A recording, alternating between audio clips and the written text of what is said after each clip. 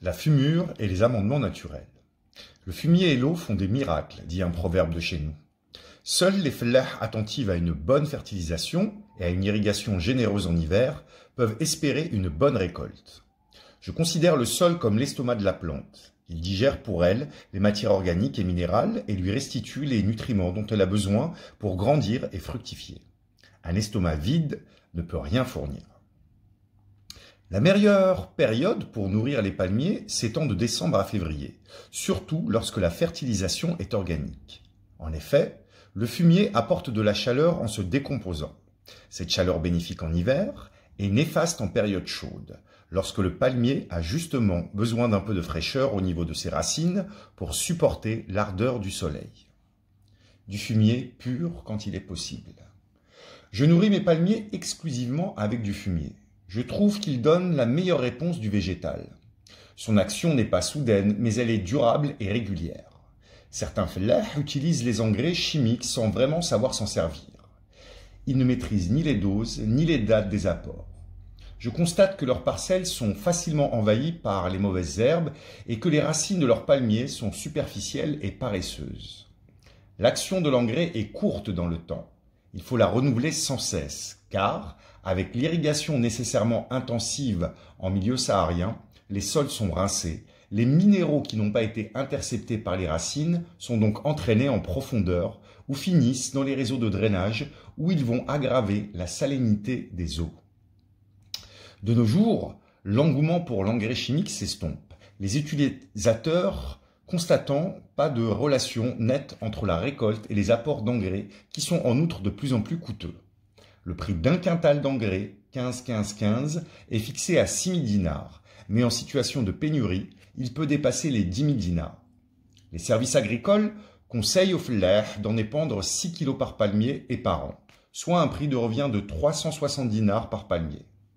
J'ai calculé que la fumure organique me revient à 120 dinars par arbre environ, auquel il faut ajouter le temps de creusage de la fosse et l'enfouissement. Non seulement c'est moins cher, mais en plus le fertilisant organique libère graduellement les éléments nutritifs. Il nourrit beaucoup plus longtemps, occasionne moins de pertes par lessivage et améliore la structure du sol.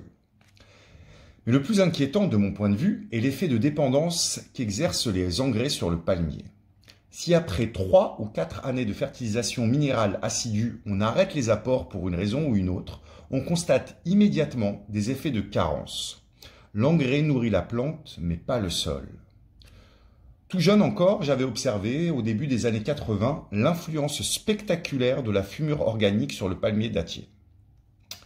Mon père venait d'acquérir un jardin abandonné depuis des années et il a construit une toilette sèche à proximité d'un palmier chétif et mal en point. En 3 ans, ce palmier a recouvert une vigueur étonnante. Son tronc est devenu plus fort et a pris une forme de cône renversé, le sommet robuste contrastant avec la base malingre. La fructification a également suivi. Cet exemple m'a définitivement convaincu de l'importance de la fumure organique. Jadis, les toilettes sèches étaient généralisées dans les oasis. Les matières organiques étaient rares et il fallait en récupérer le maximum. Entre parenthèses, même les cadavres d'animaux et les déchets d'abattoirs n'étaient pas jetés. On les enterrait dans les jardins. Fermez la parenthèse. Une fois par an, on vidangeait la fosse et on faisait les matières se dessécher au soleil pendant 3 mois environ avant de les enfouir. C'était considéré comme le meilleur fertilisant, riche et dépourvu de graines d'adventice.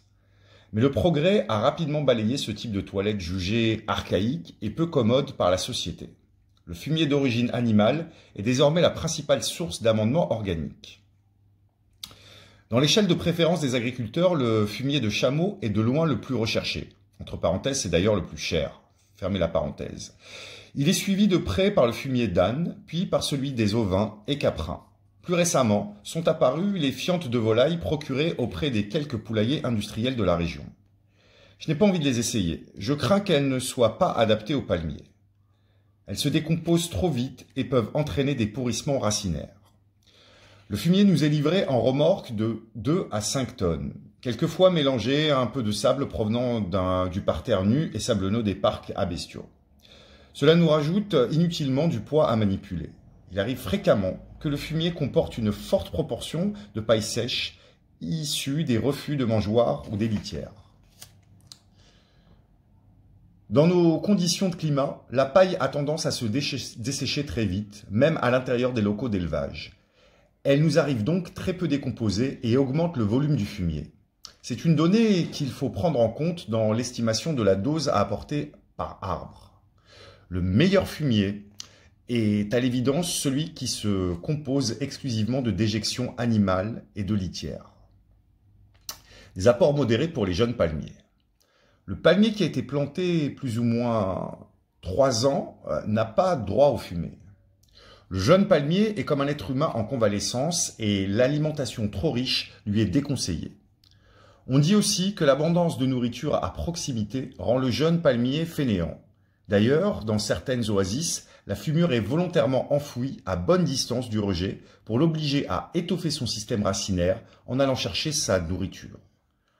À partir de 3 ans, je l'habitue progressivement au fumier en commençant par une petite fosse de 40 cm x 40 cm x 40 cm. D'année en année, la fosse sera agrandie jusqu'à la taille requise pour un palmier adulte. Excès et carences nutritives. La surfertilisation peut être aussi néfaste que les carences nutritives.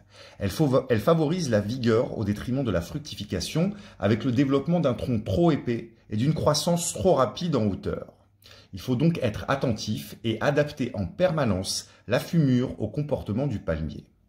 À partir du sol, on peut déjà détecter des signes de carence en observant des différences anormales de longueur des palmes.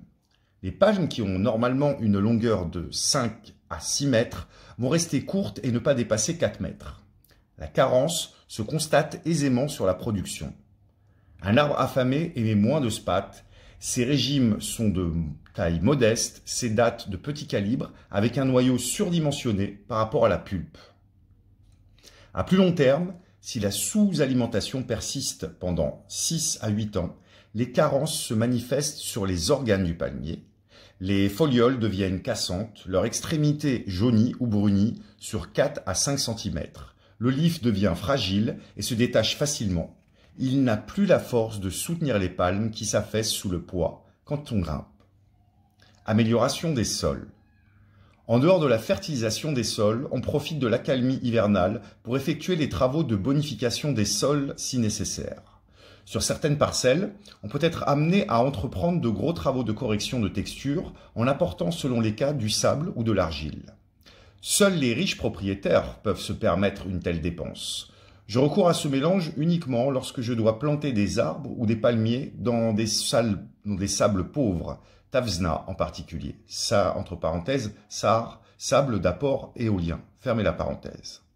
De nos jours, l'un des travaux de bonification les plus répandus est l'apport de sable pour réduire la salinité de parcelles fortement affectées. Auparavant, on effectuait un travail de décapage et d'évacuation de la couche superficielle saturée en sel. C'est un travail de titan qui ne fait que reporter l'échéance. Un réseau de drainage serait plus indiqué, mais nous n'avons aucune tradition de drainage dans le Mzab. Jusqu'à un passé récent, la gestion des crues suffisait pour maîtriser la salinisation des sols.